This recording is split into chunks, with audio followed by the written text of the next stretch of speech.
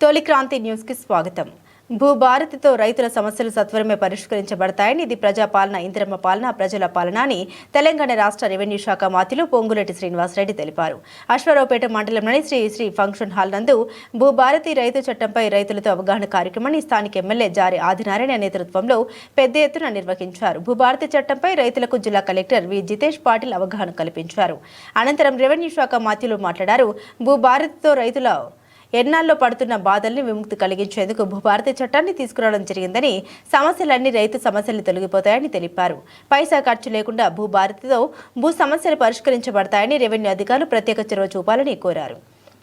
ఈ కార్యక్రమంలో ఎస్పీ, వివిధ శాఖల అధికారులు, స్థానిక తహసీల్దార్ వనం కృష్ణప్రసాద్, అలాగే కాంగ్రెస్ పార్టీ మండల అధ్యక్షుడు తుమ్మ రాంబాబు, మండల కాంగ్రెస్ నాయకులు జూపల్లి రమేష్, సుంకపల్లి వీరభద్రారావు, జూపల్లి ప్రమోద్, చెన్నకేశ్వరరావు, జె సత్యనారాయణ చౌదరి, వివిధ మండలాల అధ్యక్ష ప్రధాన కార్యదర్శులు, నాయకులు, కార్యకర్తలు, అభిమానులు పాల్గొన్నారు. ఈ భూభారత చట్టంలో ఉన్న అంశాల గురించి గతంలో ధరణితో ఈ 117 యాక్ట్ ఉన్న ఈ గిరిజన ప్రాంతంలో ప్రజల పడ్డ ఇబ్బందుల గురించి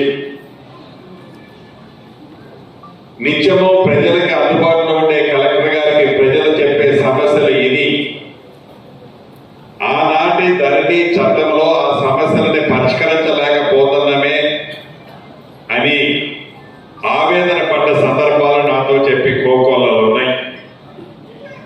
గౌరవ ఎమ్మెల్యే గారు కూడా ఇది గిరిజన ప్రాంతం, ఈ గిరిజన ప్రాంతంలో గిరిజనులు, గిరిజనేతరులు తరతరాల నుంచి అన్నదమ్ముల్లా, అన్న చెల్లెలలా జీవిస్తున్న ఈ ప్రాంతంలో ఈ మాయదారి ధరణి వచ్చిన తర్వాత ఈ 117 యాక్ట్ ఉన్న ఈ ప్రాంతంలో కులాలకి, మతాలకి కాకుండా భార్య భర్తల మధ్య, అన్న తమ్ముళ్ళ మధ్య, అన్న చెల్లెళ్ళ మధ్య ద్వేషాన్ని పెంచే విధంగా, శాశ్వత శత్రువులుగా చేసుకునే విధంగా ఈ చట్టంలో, ఆనాటి చట్టంలో ఉన్న లొసుకుల కారణంగా ప్రజలకి అనేక ఇబ్బందులు, కష్టాలు తెచ్చిన మాట వాస్తవం. ఎన్నికల్లో ఆనాటి ప్రభుత్వానికి పతనాన్ని కొని తెచ్చుకున్నదన్నది కూడా మనందరికీ తెలియంది కాదు. ఆనాటి ఎన్నికల్లో ముందు ఈనాటి ప్రభుత్వంలో ఉన్న పెద్దలందరూ చెప్పినట్లు అధికారంలోకి వచ్చిన మరుక్షణం ప్రజలు నచ్చే మెచ్చే చట్టాన్ని తీసుకొస్తాం.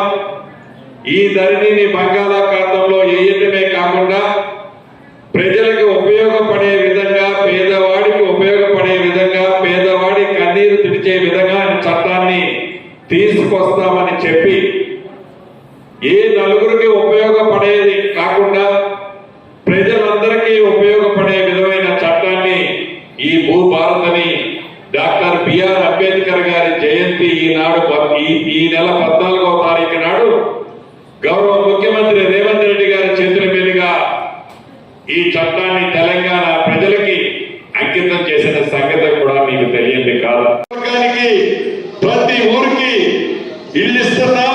నియోజకవర్గానికి మొదటి విడతగా 3500 ఇల్లు ఇస్తున్నాము.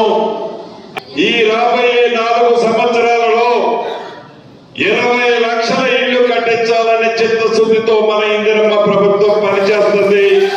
దాంట్లో భాగంగా మీ అశ్వరావుపేట నియోజకవర్గానికి కూడా మొదటి విడత ఏమైతే 3,500 ఇల్లు ఇచ్చామో, పేదవాళ్లలో బహుపేదవాళ్ళు కట్టుకునే విధంగా సైనికుల్లా పనిచేసే ఇందిరమ్మ కమిటీ సభ్యులు చిత్తశుద్ధితో పేదవాళ్ళనే సెలెక్ట్ చేయాలని కూడా ఈ వేదిక నుంచి మీ అందరికీ ఇందిరమ్మ కమిటీ సభ్యులకి తెలియజేస్తున్నాను.